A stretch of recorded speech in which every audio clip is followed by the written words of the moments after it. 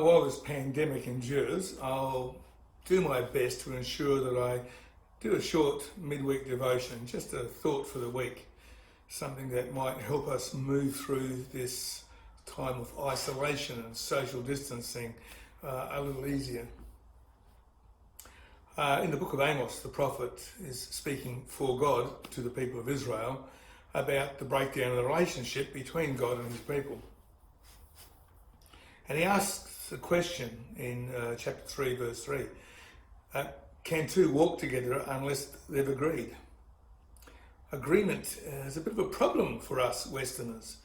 We don't often agree on anything, and we get angry when other people don't agree with us, when they don't hold our point of view, and we can become quite virulent in our conversation and loud with it if people can't get what we're talking about. It's not the Eastern way of doing things, though, and the Bible is an Eastern book. In Eastern cultures, the way to work things out together, it's not about agreeing on everything, but it's about agreeing to walk together. Agree to walk the distance of relationship. The Message Bible has a somewhat better translation. It's not perfect, but it's better. And it says something to this effect. Cannot two walk together holding hands in order to get to the same destination?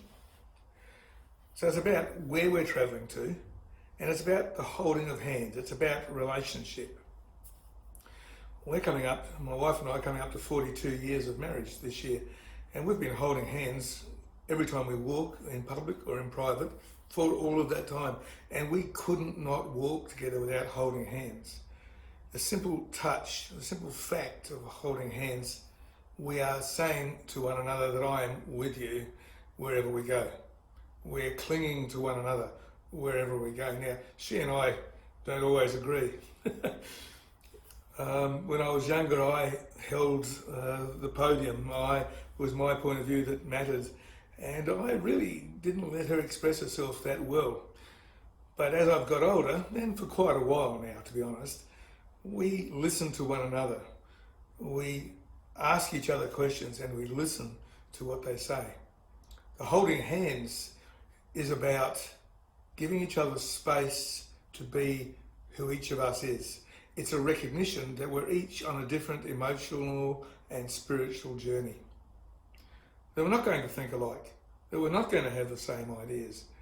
And once you realise that's the case, you can also begin to realise that there's huge blessings to be had in living with someone who thinks differently to me. Having friends and children who think differently to me. I can relax and not have to try and convince somebody they should think like me. I don't have to try and convert them to be like me. Instead, I can revel in the appreciation of them being so different to me and bringing so many gems to the table of our relationship.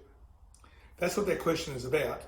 Can we walk together in relationship in order to achieve a destination that will suit us both, that will fit us both? Can we accept that we're each walking our own journey, that we each have our own ideas? But can we talk together? Can we reach understanding together, even if we don't agree on everything? Can we just at least agree to walk together and honour one another in the journey? Have a good week.